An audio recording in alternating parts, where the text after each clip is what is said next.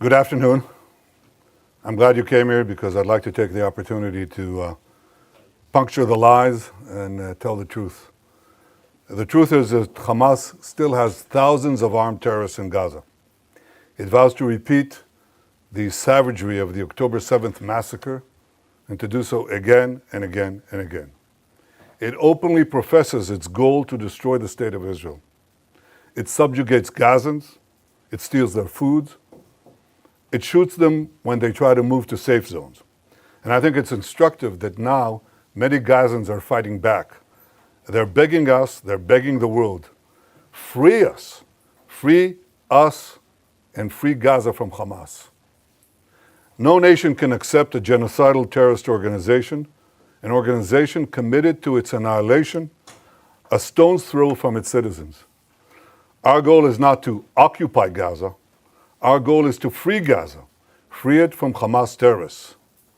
The war can end tomorrow if Gaza, or rather if Hamas lays down its arms and releases all the remaining hostages. Gaza will be demilitarized. Israel will have overriding security responsibility. A security zone will be established on Gaza's border with Israel to prevent future terrorist incursions. A civilian administration will be established in Gaza that will seek to live in peace with Israel. That's our plan for the day after Hamas, and let me summarize it. 5 principles for concluding the war. 1, Hamas disarmed. 2nd, all hostages freed.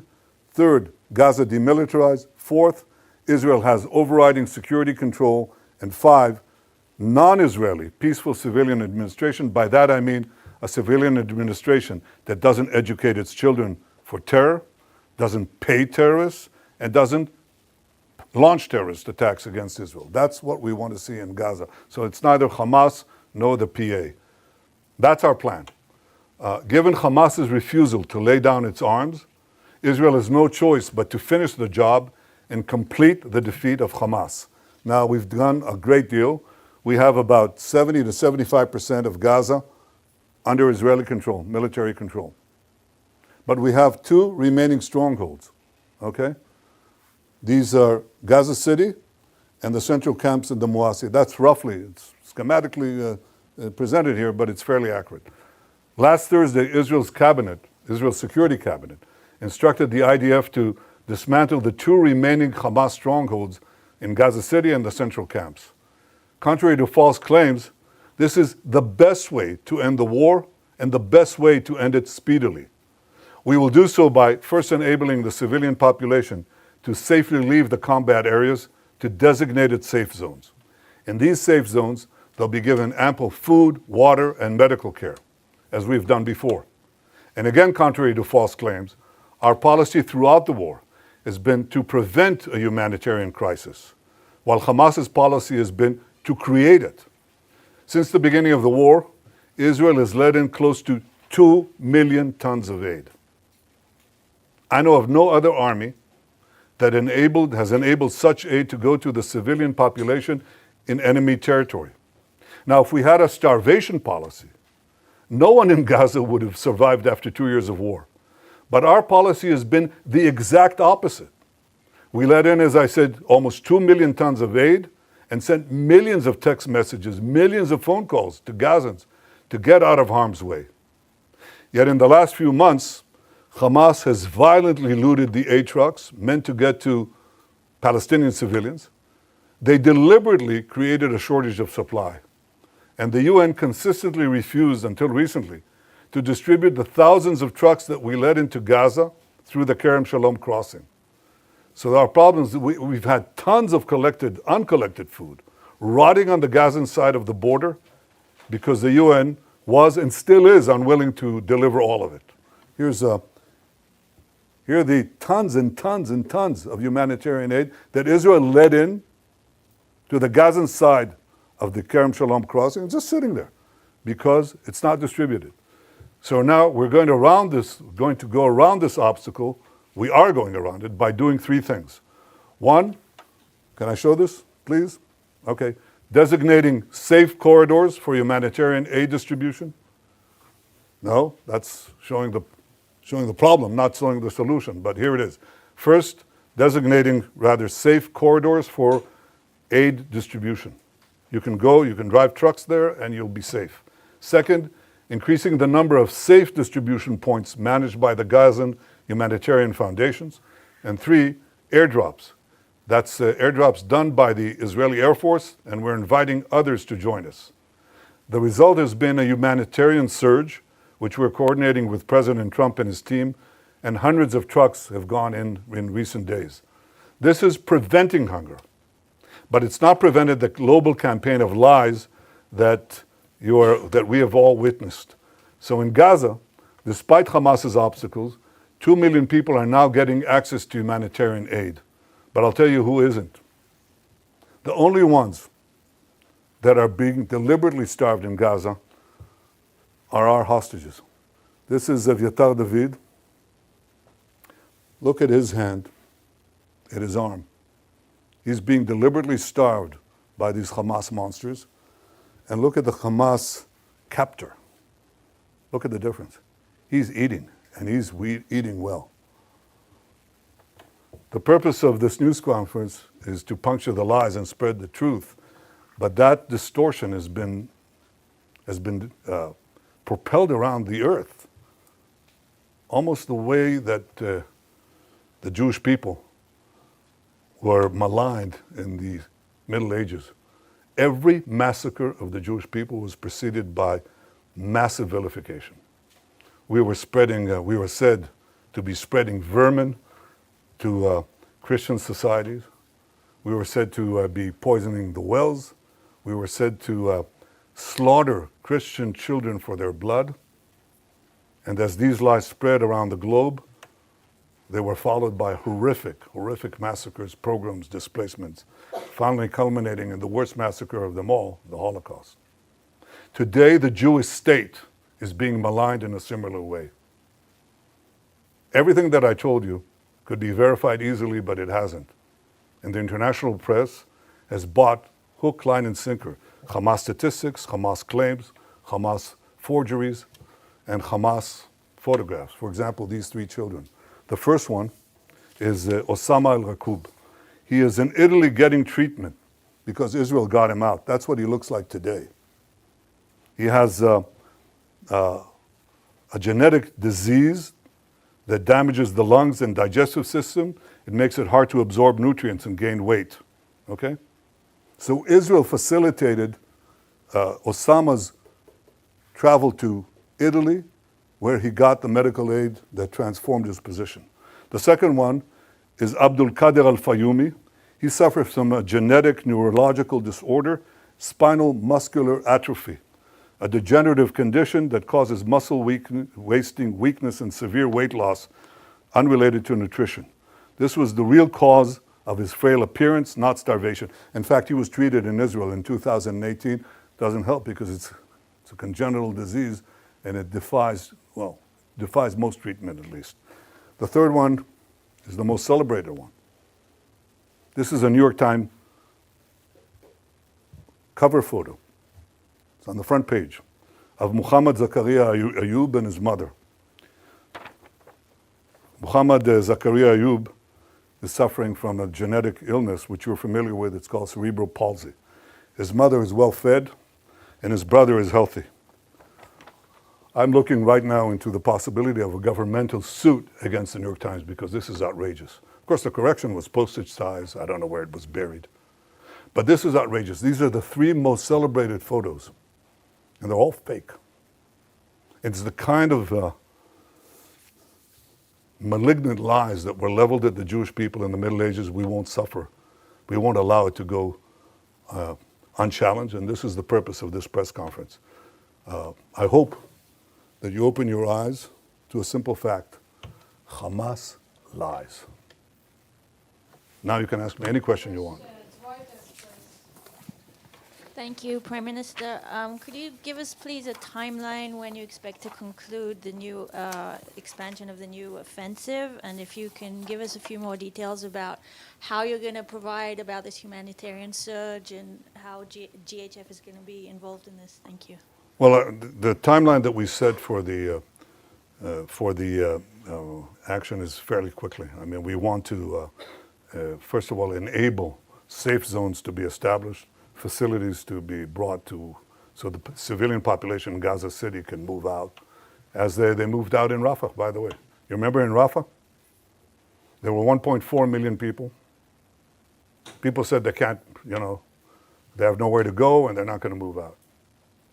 It took us, I think, about 8 days or 6 days to move them, and they all moved. There were practically no civilian casualties because they all left.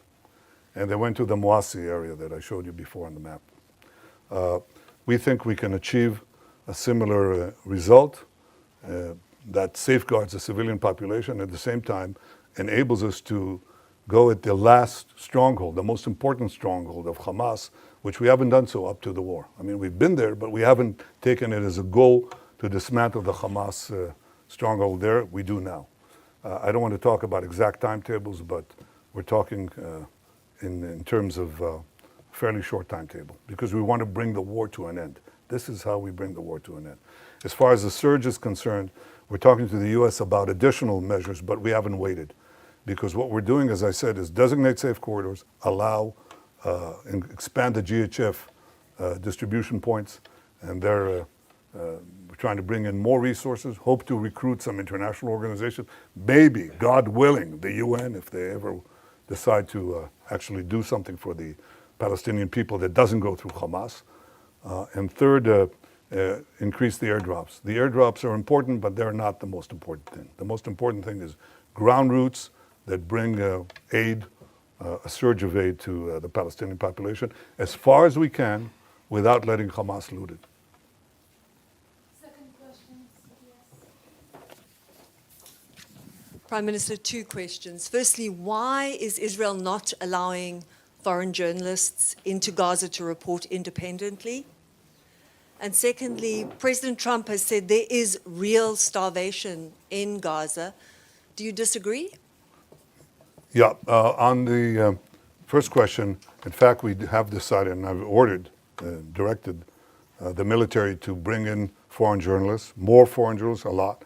There's a problem of assuring security, but I think it can be done in a way that is responsible and careful to preserve your own safety. So the directive has been since, when is it? 2 days ago. From what you're telling me, it hasn't yet been implemented, but it should be, because I think you should see it.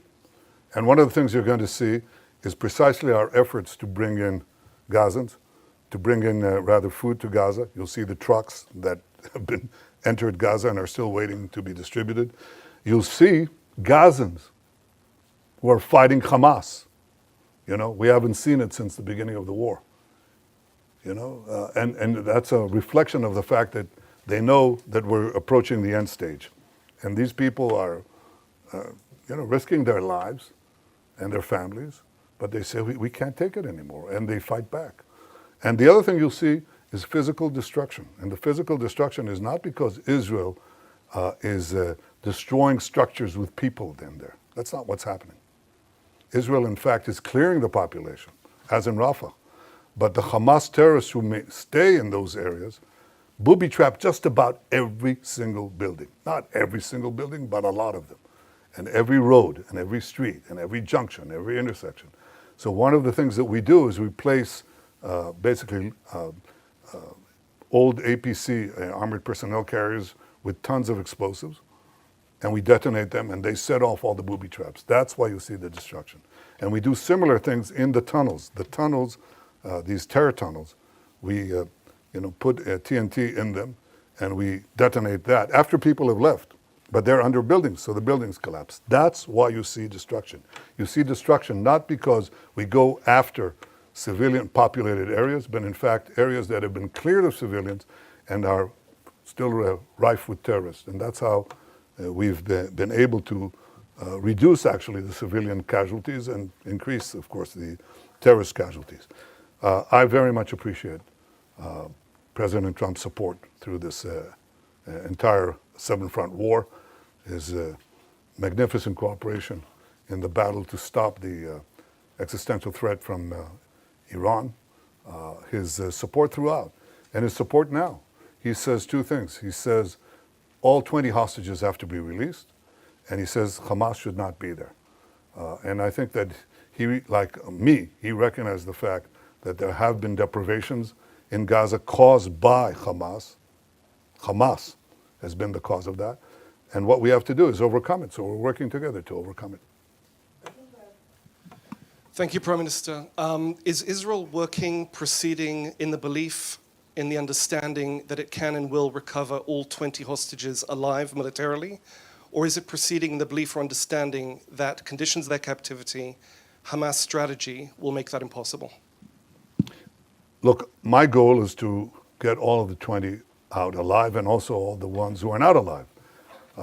In the beginning of the war, we were told by a very senior commander, he said, look, we have to get used to the idea that we're not going to see even one of them alive.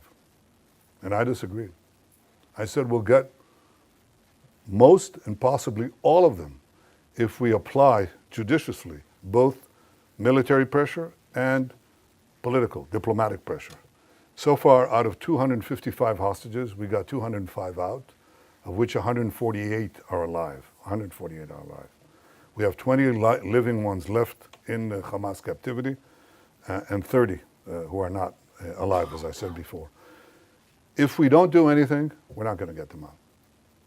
The option of just doing a war of attrition from defensive positions has not proved itself, and I think it will just, it won't get them out, but I think it will draw us into a protracted conflict that doesn't bring the war to an end.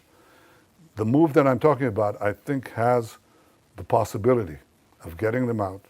We're talking about how to,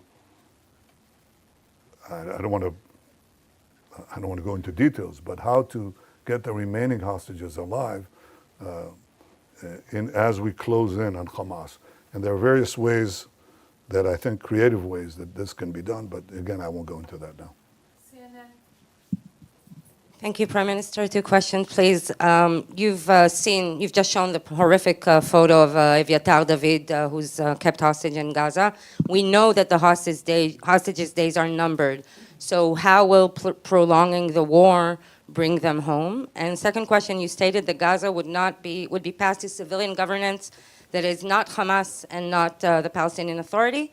Can you specifically identify who this civilian governance would be? Do you have any concrete entities or individuals in mind? And is there a timeline for establishing this administration? Yeah, well, I don't want to prolong the war. I want to end the war. And I think the other suggestions would have prolonged it. We may have gotten maybe a dripping of hostages, even though Hamas showed no willingness to do that. And then they just go on and on and on, and we'd have this endless. Unless you are willing to just say, Israel, capitulate, go out. And even then, I don't think we'll get all the hostages. And if we capitulate, it means that Hamas will rearm, regroup, and carry out all the threats that it openly professes every day, by the way. Every day they say, we're going to do the October 7th massacre again and again, and we're going to destroy the state of Israel. You can't leave them there, So we're not going to do that. So my goal is not to prolong the war. My goal is to end the war. And I think that prolonging the war means that many of them could be starved to death. That's exactly the point. I don't want that. As far as the specific partners for the civil governance of Hamas, we're actually, I think the 5 principles are generally widely accepted. And it's instructive that some of the Arab countries, quite a few of them actually, said that Hamas has to be disarmed. I think this is the starting point. And look at what is happening in Lebanon as a result of our action. The Lebanese government, the new Lebanese government, is talking about disarming Hezbollah. Who would have believed it? Well, some of us did. I did. And that's changing the Middle East, as I promised to do on the second day of the war. I think in this case, if we succeed in this effort to basically end the war by defeating Hamas, its remaining strongholds, there are several candidates. That we're talking about, several constructs. And it's a transitional period. It's a transitional authority. It's going to be there because we don't want to, contrary to what I said, we want a security belt, but right next to our border. But we don't want to stay in Gaza. That's not our purpose. At least not my purpose. And I openly state, including to those who disagree with me. And there are some who do. But I think that our goal is to make sure that Hamas isn't there, and that what replaces Hamas does not educate for terrorism, pay for terrorism, launch terrorism, but is willing to live in peace. There are candidates. I don't want to spoil the chances of succeeding here because I think they're real, but they're real providing we finish the job. See, no one's going to go in there if we don't finish the job. We can talk about the day after until eternity. No one's going to go in there unless we finish Hamas, and we're able to finish Hamas, and we will finish Hamas. Yes, Welt TV Germany. Thank you, Mr. Prime Minister. So the German Chancellor has once again defended his decision not to send weapons to Israel, which can be used in Gaza. He said a friendship can and must withstand that. From your perspective, what has changed in this relationship? Look, I respect Friedrich Merz. I think he's been a good friend of Israel, but I think he's buckled under. He's buckled under the pressure of false TV reports, the pressure, internal pressure from various groups. And I can say this, and I don't want to talk about him specifically, but I want to say this. Look, maybe some choose to forget October 7th. We will not forget what happened. And we will do whatever it takes to defend our country and defend our people, defend our future. We will win the war, with or without the support of others. But I think that there's an issue here. And the issue is many leaders tell me, look, we know you're right, but we can't stand, in the face of the public opinion in our country, especially European leaders. They tell me that over and over again. And I say, that is your problem. It is not our problem. It is not our problem. In Munich, everybody celebrated Munich. Everybody celebrated the capitulation in Munich, the Munich Peace Conference, peace in our time. Okay? And everybody lambasted Churchill who opposed it. So what? The difference now is maybe they thought then that there was a real chance for peace by succumbing to the Nazis. But I don't believe anybody seriously thinks that now. And we're facing neo-Nazis. Chancellor Merz's predecessor was here, okay? And he, on the first or second day of the war, he was there, on the first days of the war. And he said to me, they're exactly like the Nazis. And they are. And we're not going to leave. We're not going to leave the remainder of the Nazi army, in the equivalent of Berlin. Don't go into Berlin and don't finish off the Nazi army, the German army. Of course not. I mean, that's what people are telling us to do. And I'm not going to do it. And the Israeli people are not going to do it. We're going to do it. And we have enough criticism within, but the majority of the people, if you really check it, the majority of the people say, that's a result we can't afford if we want to live here. So we're going to do what we need to do. And I hope that Chancellor Merz changes his policy. And you know when he'll change his policy, for sure? When we win.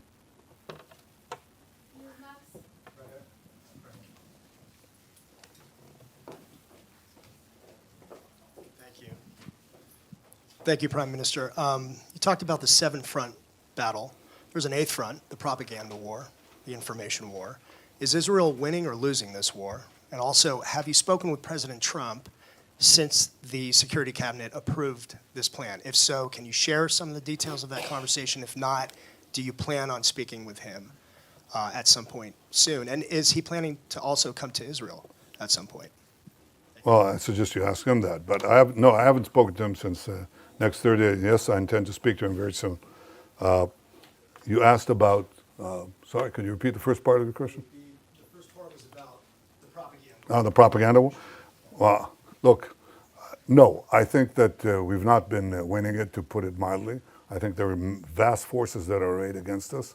Among other things, the algorithms of the social network that are driving a lot of everything else, and people who really know, and they're the foremost people in this field in the world, they're telling me that about 60% of the responses on the social media are bots. They can categorically say they're bots. And they're bots that, especially in America, they want to attack the support that Israel has from the Republican side. So they describe how, themselves as homespun Southerners, except they're riding from Asia somewhere. That's a big issue. We have to contend with it, and we also have to stand up and tell the truth. Probably at greater frequency than we're doing now. That's exactly what I'm trying to do now. But again, if you want to win this war, end it speedily. End it speedily. Expose the lies as much as you can. End it speedily, and that's how you win the war. You win the war, the propaganda war, by winning the war and winning the peace. That's the simplest way to do it, and it's about time to do that. Sky News UK. Last question, please. Last question. Thank you, Prime Minister. Given what the IPC says is the unfolding spectre of famine in the Gaza Strip, would you accept that your 11-week blockade, complete blockade on Gaza, played a role in that?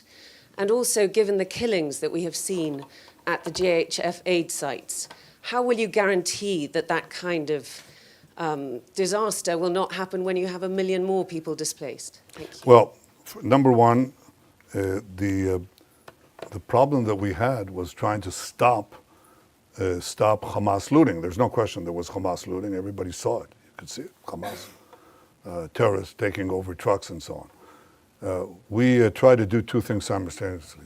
Stop the trucks and bring in the trucks through the GHF distribution points. Okay. It wasn't successful. And it wasn't successful, among other things, because Hamas interdicted also the GHF program, the distribution point. So Hamas created this problem, and it was directed against us. Immediately, we have a starvation policy, which is completely false, any more than we have a genocide policy, which is equally false. We don't. Not this, not that.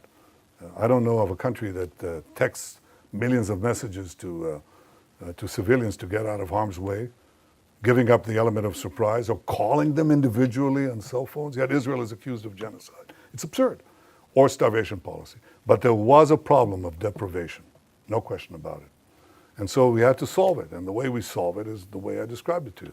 And there are now not 0 trucks, but at least in, I think last time I checked, hundreds of trucks that went into Gaza. That's alleviating the situation. Now we want to increase the number of distribution sites. So there's not, basically you answer this problem, or you solve this problem by the law of supply and demand. If you have a lot of supply, if you flood Gaza with food, which some of it will be pilfered, there's no way to get around that, will be looted by Hamas, but you'll have, if enough food reaches the marketplace, so to speak, then you'll see a difference. And you know what the difference is? How do we know for sure there's a difference? Because we monitor, as any one of you could, the price of food in Gaza. It's plummeted. It's plummeted ever since that we decided to take to do the humanitarian surge. And it'll plummet more if other countries join us. So I called on other countries to join in the airdrops. I actually called them to help persuade the UN to move those trucks. Because every truck that goes in brings down the price of food. That's what happens. And when you have no shortage like that, then you don't have also the crowding around distribution points. And by the way, a lot of the firing was done by Hamas, seeking to have response by our forces, and very often they didn't. They held back. They stayed their fire, even though their own lives were on the line. Yeah. We're done. Thank you, Prime Minister. We're done? We're done. Thank you.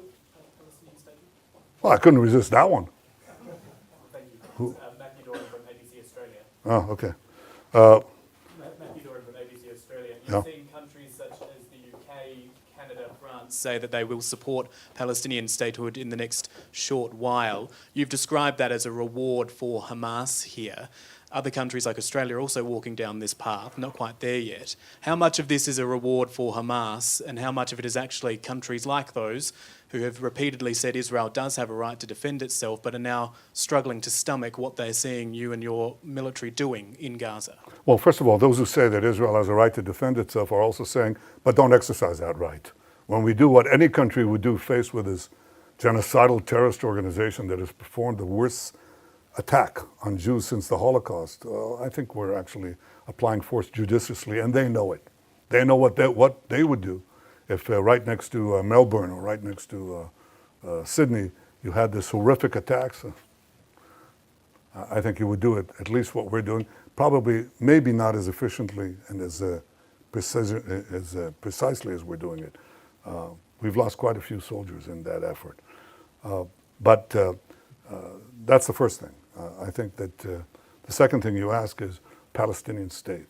Well, the assumption, the prevailing assumption in this is that the problem that we have with the Palestinians is the absence of a Palestinian state. And if they were given a Palestinian state, they would stop the efforts to destroy the Jewish state. But the Palestinians were offered a state many times, including in the partition resolution, and they turned it down. They were offered statehood by my predecessors with lavish concessions. They turned it down. Because the Palestinians are not about creating a state, they're about destroying a state. That's why they opposed the Jewish national movement to create a state. It's called Zionism. They opposed it before the inception of the Jewish state, and they've opposed it since. They've opposed it when they had the Judea and Samaria, the West Bank, and Gaza in their hold. They didn't say, let's create a state there. They didn't say that.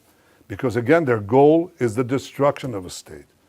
It defies imagination or understanding how intelligent people around the world, okay, including seasoned diplomats, government leaders, and respected journalists, fall for this absurdity. It's so easy to verify, you know. And look at the PA, okay? Look at the Palestinian national movement today is divided, okay? Divided between two forces, okay? The Palestinian Authority in Judea and Samaria and Hamas in Gaza, okay? Hamas in Gaza had a de facto state. It had a state. And it used it to launch a war of terror against Israel because their doctrine is that the destruction of Israel should proceed with forceful and direct military and terrorist moves. That's what they did on October 7th. And that's what they'll do again if we don't destroy them. The Palestinian Authority, on the other hand, says no. First, Israel has to be reduced to indefensible boundaries. You've got to get them out with the ICC, with the UN, with the Security Council resolutions, drive them to indefensible boundaries, and then deliver the blow, because Israel is too strong in its present configuration. These discussions are open, they're held. You don't need Israeli intel for it, believe it, okay? You can just scour the web, you'll find it, okay? So they have no difference about the goal. That's why the Palestinian children in Judea and Samaria and the Palestinian children, that is the Palestinian children under the PA and the Palestinian children under Hamas, are educated with exactly the same textbooks. That's why the PA calls its public squares against mass killers of Jews. That's why they have pay for slay. The more Jews you murder, the more you get paid, or your family gets paid. I mean, so that's the crux of the problem. The real reason that this conflict persists is not because of the absence of a Palestinian state, but the persistent Palestinian refusal to recognize a Jewish state in any boundary, okay?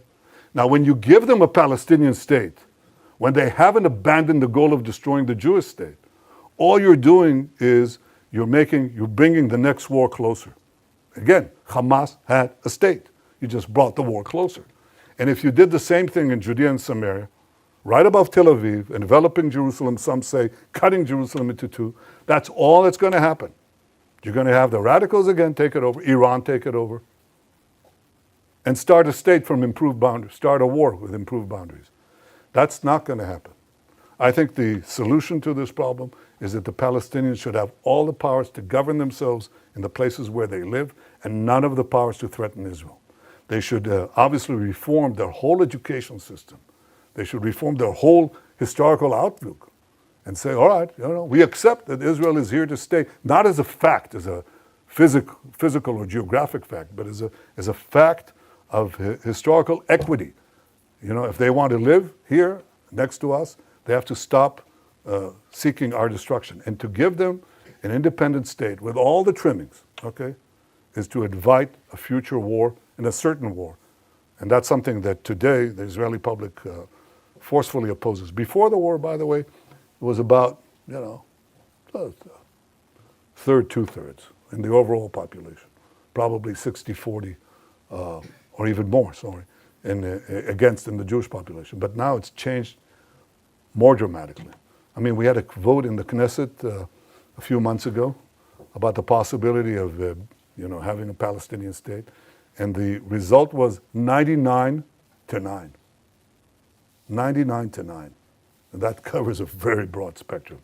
And today, most of the Jewish public is against the Palestinian state for the simple reason that they know it won't bring peace, it'll bring war.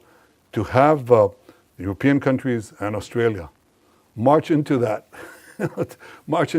rabbit hole, just like that, fall right into it, and buy this canard is disappointing, and I think it's actually shameful.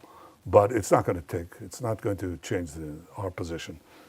Again, we will not commit national suicide to get a good op-ed for 2 minutes. We won't do that. Thank you. Thank you very much.